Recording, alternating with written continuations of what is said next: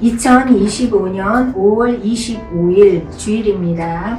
주일 말씀을 기억하면서 저녁 가정 예배를 하나님께 드리겠습니다. 찬송가 452장 내 모든 소원 기도의 제목으로 찬양하시겠습니다.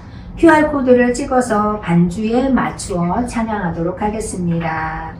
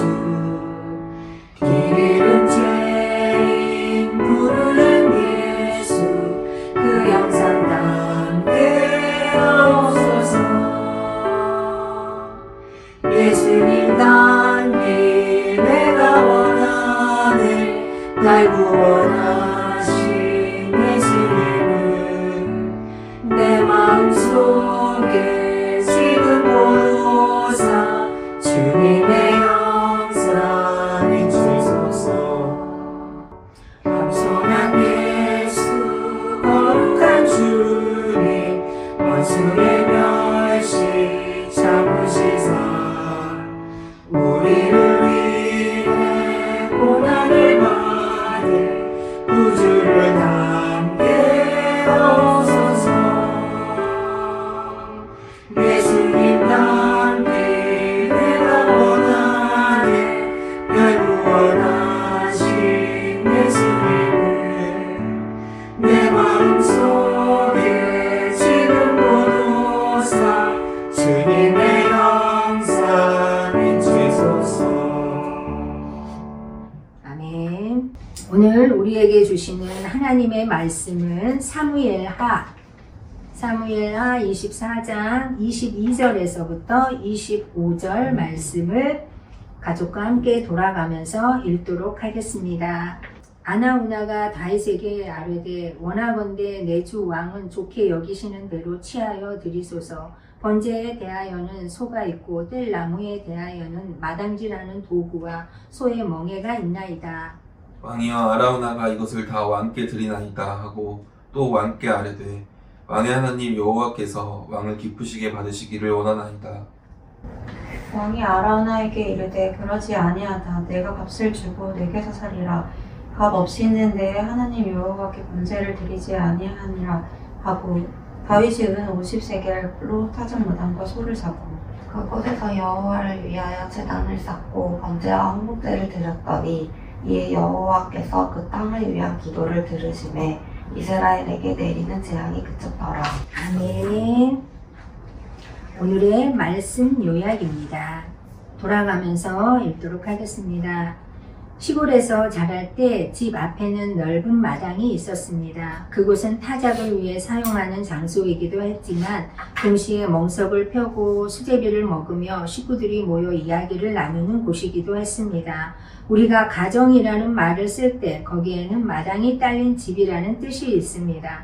어디에나 당연하게 마당이 있었던 때가 있었다는 것입니다. 하지만 요즘은 마당 딸린 집이 흔하지 않습니다. 마당처럼 가족들과 이야기할 공간도 시간도 가정 속에서 점점 사라지고 있습니다.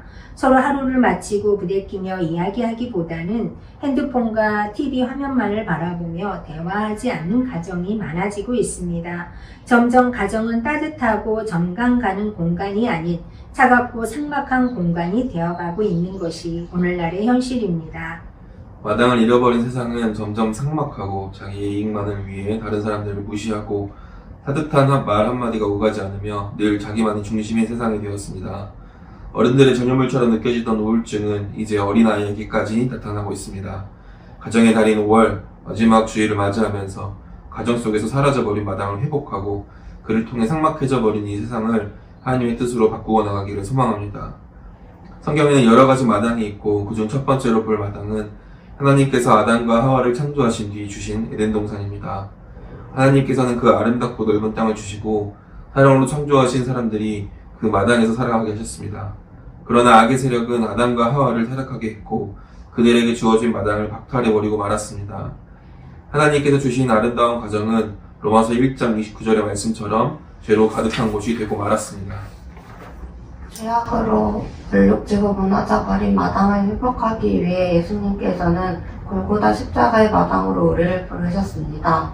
히브리서 10장 19에서 20절이 우리에게 말씀하는 대로 우리는 예수님의 피를 힘입어 성소 곧 거룩한 마당의 성전으로 부름을 받았습니다. 예수님은 그곳에서 예배를 회복시키고 하나님과 사람의 만남이 있는 따뜻한 마당에 우리를 초대하셨습니다. 마지막으로는 우리는 다윗과 그의 마당을 살펴보려 합니다. 다윗은 하나님을 누구보다도 사모한 예배자였습니다. 그가 그토록 사모하던 예배의 중심에는 하나님의 임재를 상징하는 법궤가 있었습니다. 다윗은 하나님이 계신 곳, 법궤가 있는 그 장소에서 예배하기를 너무도 사모했습니다. 하지만 사사시대의 법궤는 블레셋 사람들의 손에 빼앗겼고 이후 법궤는 아비나답 집에 20년 동안 방치되어 있었습니다. 오랜 시간이 지나고 다윗이 법궤를 예루살렘 성으로 모시려 했을 때 그는 군사 3만을 이끌고 장대한 행렬을 이루며 돌아오려 했지만 그것은 하나님이 원하시는 방법이 아니었습니다. 다윗이 인간적인 방식에 의존하여 법궤를 수레에 실어 예루살렘으로 오고자 했습니다. 하지만 수레가 흔들리고 법궤에 손을 댄 우사가 죽임을 당하면서 비로소 다윗은 자기 실수를 인정하고 부족함을 인정하여 하나님의 방식에 순종하였습니다. 그렇게 다윗은 하나님께 예배드리는 마당을 회복하였습니다. 하지만 시간이 지나자 다시 다윗의 마음에 교만이 찾아왔습니다. 오늘 본문에 말씀하는 대로 백성들의 숫자를 조사하도록 요압 장군에게 지시한 것입니다. 그것은 전쟁을 염두에 둔 행동이었지만 그것은 인간적인 생각일 뿐 하나님을 의지하는 믿음이 아니었습니다. 다윗의 행동은 예레미야 2장 13절 말씀처럼 생수의 근원이 되는 하나님을 버리고 제대로 물을 공급할 수 없는 터진 웅덩이를 판 것이었습니다. 그런 다윗을 위해 하나님께서는 갓 선지자를 통해 다시 그를 예배의 마당으로 부르셨습니다. 갓 선지자는 다윗에게 하나님을 위한 제단을 쌓고 거룩한 예배의 마당으로 다시 나아가게 하였습니다. 하나님께서 돌아온 다윗을 보시고 재앙을 돌리셨던 것처럼 하나님께서 오늘 마당을 잃어버리고 삭막해진 가정들을 회복시키실 것을 믿습니다. 아멘. 오늘 주신 말씀을 기억하면서 삶에 적용하며 실천하는 질문을 하겠습니다. 첫째, 가정 속 우리가 잃어버린 마당을 회복하려면 무엇을 해야 할지 나누어 봅시다.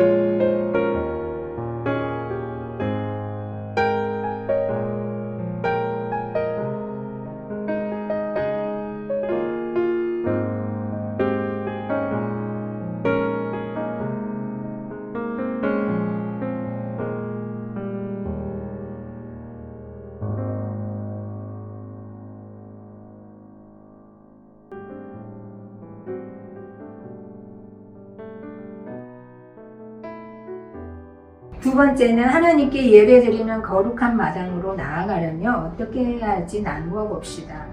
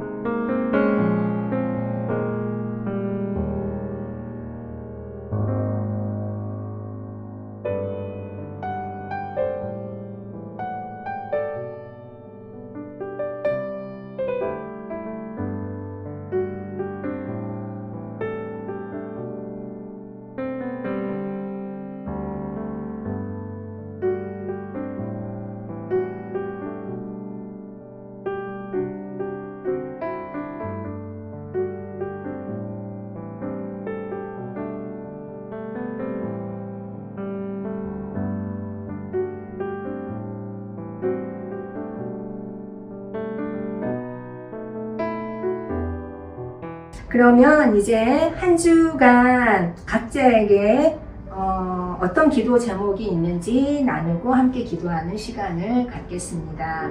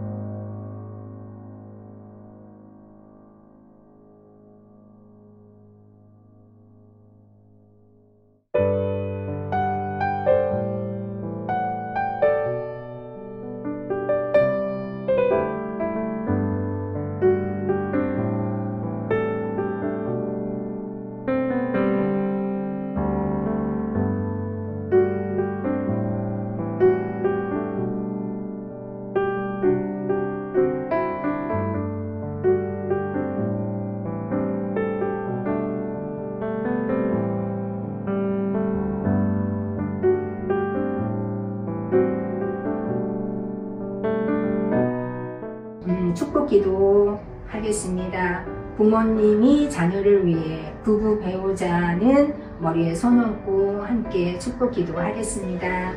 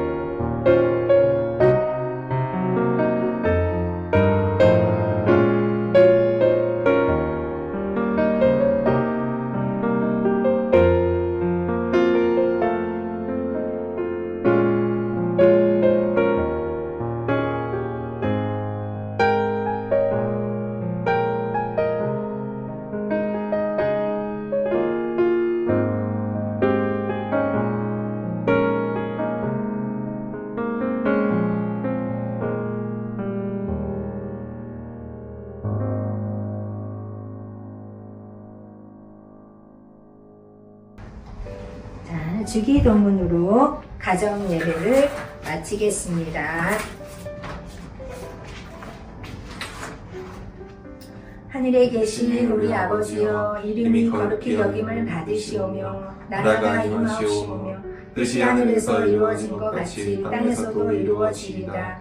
오늘 우리에게 일용할 양식을 주시옵고 우리가 우리에게 죄 지은 자를 사하여 준 것 같이 우리의 죄를 사하여 주시옵고 우리를 시험에 들게 하지 마시옵고 다만 악에서 구하시옵소서. 나라와 권세와 영광이 아버지께 영원히 있사옵나이다. 아멘. 자, 이것으로 예배를 마치겠습니다. 감사합니다. 감사합니다.